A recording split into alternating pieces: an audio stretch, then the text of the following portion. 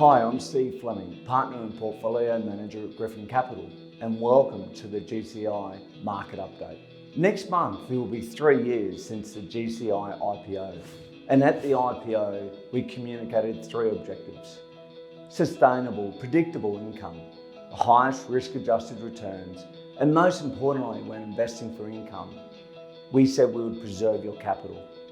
Obviously, since listing, we've had to deal with periods of extreme market volatility. We've seen falling house prices, we've seen bushfires and floods, but in particular, COVID. And while the monetary policy responses have seen the decline in traditional sources of income, including term deposits and dividends, at Gryphon, we are very proud to say that without exception, we have delivered on each of these objectives. In this GCI market update, I will reflect on the performance of GCI against these core objectives, and Ash Burtenshaw will provide some insights as to what we are seeing in the mortgage market. One of the core objectives of GCI is to generate the highest risk-adjusted returns. To do this, you need a methodology for measuring risk. There are many measures of risk, but a commonly used measure is the volatility of the underlying asset prices. For GCI, this is looking through to the volatility of the asset prices of its investment portfolio. Remember, all Gryphon's RMBS and ABS investments are independently priced daily, so our NTA does move up and down. Importantly, GCI's NTA is calculated and announced to the ASX daily. If you think about the risk versus return of a bank's funding sources, the bookends are term deposits at the lowest risk level, which have no volatility but a very little return. And the highest risk is the bank's equity, which is striving for the highest returns but also experiences the highest volatility. The closer the funding instrument is to equity, the higher its risk. Hence, asset price volatility is higher, and hopefully you'll expect a higher return. GCI invests in secure bonds, which are low risk, but importantly for GCI investors, generate a higher return than some higher risk alternatives.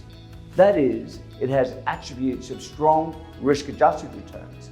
Put simply, you are achieving more return, but taking less risk. GCI's ratio of investment return to its asset volatility is exceptional. And this is why institutional clients have been allocating funds to Gryphon's mandates over the last year. If you are seeking an income alternative on a risk-adjusted basis, GCI is providing one of the highest risk-adjusted returns in the market. The second core objective of GCI is to provide sustainable, predictable income. Since GCI's IPO, even though the markets haven't been predictable, GCI's income has been, always exceeding our target returns. As evidenced by GCI's portfolio construction and investment performance, Gryphon has an extremely disciplined and downside risk-focused approach, while taking full advantage of the market dislocation presented during the COVID-inspired market stress. Indeed, in the last 9 months, while other, more traditional income sources have been declining, GCI's income has been increasing. When investing for income, capital preservation is paramount and a core pillar of Gryphon's investment process. It is also one of GCI's core objectives.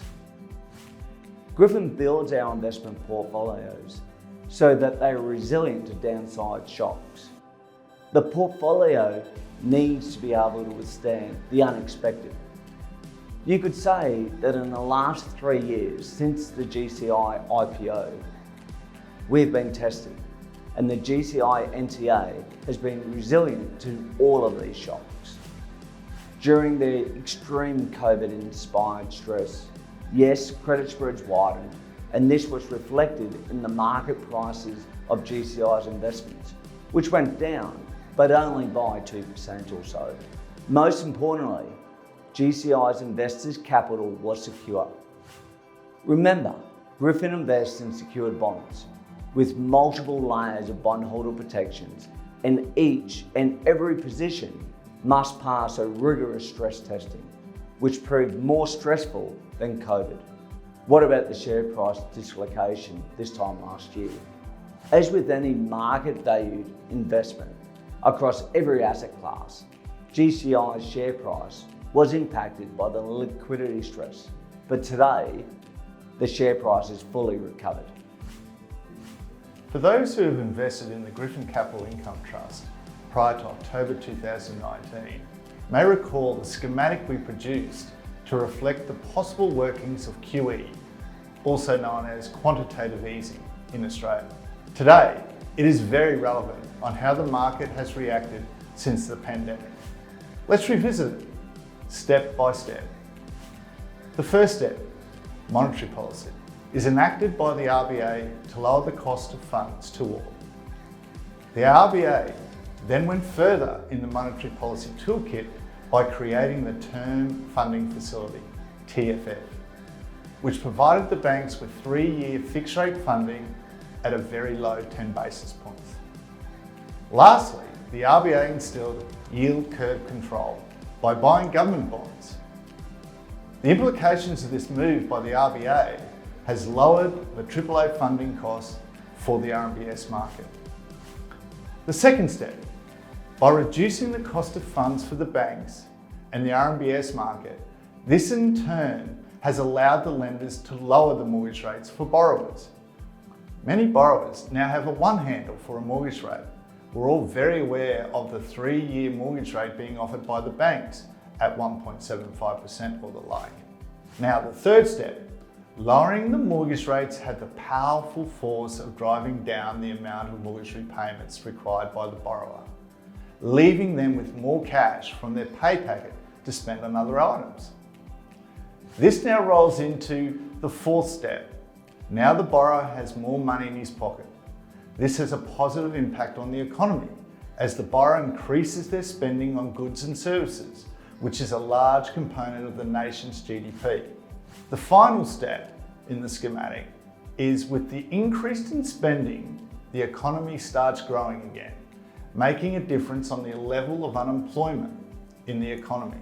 Economics dictates an increase in GDP leads to a lowering of the unemployment rate over time. Less people out of work is only a good thing for country and, in our investable universe, the mortgage market. Well done, RBA. As we reflect on quite an extraordinary year, we at Gryphon Capital were too surprised by the speed and the size of both fiscal and monetary policy responses. These policy responses have had a markedly positive knock-on effect for the outlook of the RMBS and ABS markets. Let's go back. In the last 9 months, what have we witnessed? COVID hardship borrowers peaking at 10% on the major banks' balance sheets, and because of this policy response, now recovering to being less than 1% today. As we said, quite extraordinary. Because also of the quantum of the fiscal stimulus, 3 times larger than the GFC, plus also the super withdrawals. This has shown up in the high cost credit card debt declining in Australia, but also it's showing up in a large increase in the household savings from 6% to almost 20%. We can say now, well played Australia. However, it would be remiss of us not to mention housing when it comes to a market update. Well, it has been plain for all to see the move in house prices has been quite extraordinary, which has been driven largely by record low interest rates. What we want to show you here, but, is the housing affordability equation for the Australian households. As you can see from this chart, while household debt to income remains elevated, the record low interest rates mean housing is as affordable as it has been for years. Against this backdrop, the market for RMBS and ABS bonds has been exceptionally strong. Therefore, making your investment in the Gryphon Capital Income Trust well positioned now to reap the rewards. Thank you. Gryphon works very hard at our investor engagement because we understand how important it is to keep our investors fully informed. We recently launched a new website, which is easier to navigate and has far better content. We are also delighted with the positive feedback from many investors and advisors who are using some of the Gryphon Insight videos to explain to their private clients exactly what Gryphon does and what we invest in. One such video, how we generate the target return in a low interest rate environment, explains in four or so minutes what we invest in and how we generate the target returns. I would also encourage you to look out for our latest Gryphon Insight video, where Ash Burtenshaw speaks about inflation and how the GCI portfolio is indeed inflation protected. We want all our investors to be informed, so I would encourage you to visit our website, and if you haven't already, please register to receive our updates straight into your inbox. Finally, if you have any questions or even suggestions for our next Gryphon Insight videos, please let us know. Thank you for your time.